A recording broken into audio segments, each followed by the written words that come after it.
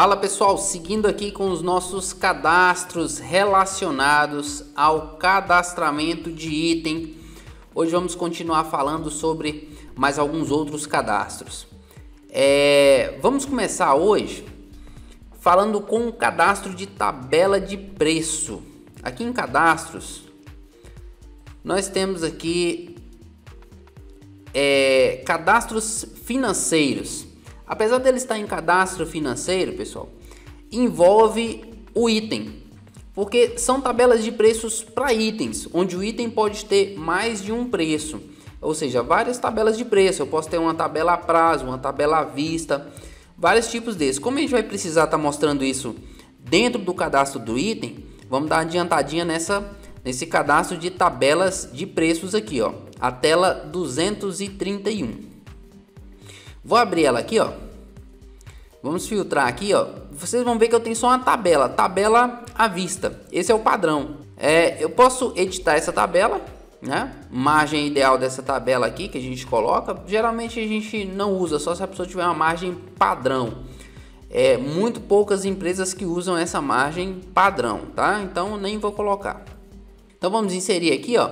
Vamos colocar, a gente tem uma tabela à vista. Vou colocar aqui, ó, tabela a prazo. Vou colocar essa tabela a prazo aqui e vou salvar.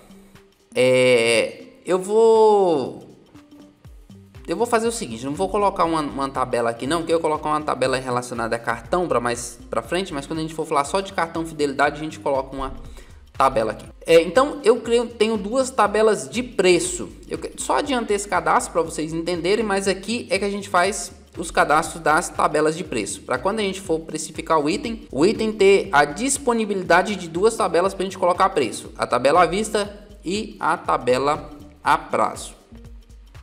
Outra coisa aqui, pessoal, que a gente pode estar olhando, cadastros de depósitos. Vamos ver aqui o cadastro de depósitos, a tela 260.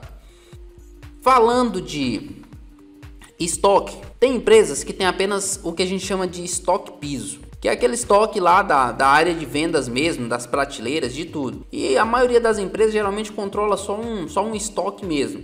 Mas tem empresas que trabalham com depósitos, quer seja dentro da empresa ou fora da empresa. Aqui, por exemplo, ó, eu tenho só um depósito que é o estoque piso, pertencente à filial MA Informática. Eu vou adicionar um outro estoque aí, também pertencente a essa mesma filial, só para a gente ter exemplos. Suponhamos que eu tenho lá o estoque piso da minha área de venda e eu tenho um depósito fechado.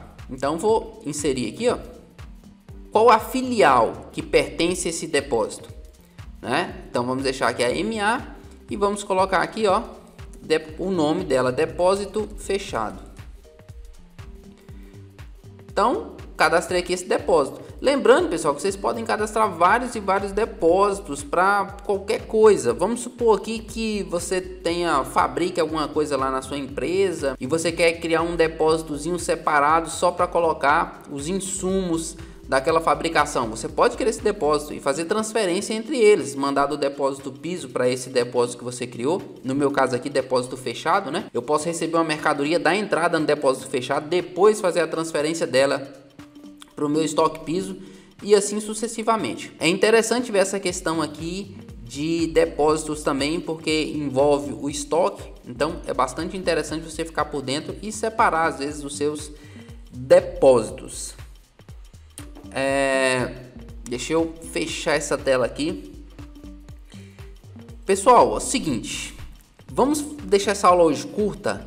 Vamos falar só sobre o depósito e essa tabela de preço, e na próxima aula vamos falar um pouco sobre tributação, que também envolve o produto. É interessante que a gente fale um pouco sobre essas tributações e o cadastro delas, como que funciona, tá bom? A aula de hoje vai ser só isso mesmo, uma aula simples. E eu espero vocês na nossa próxima aula.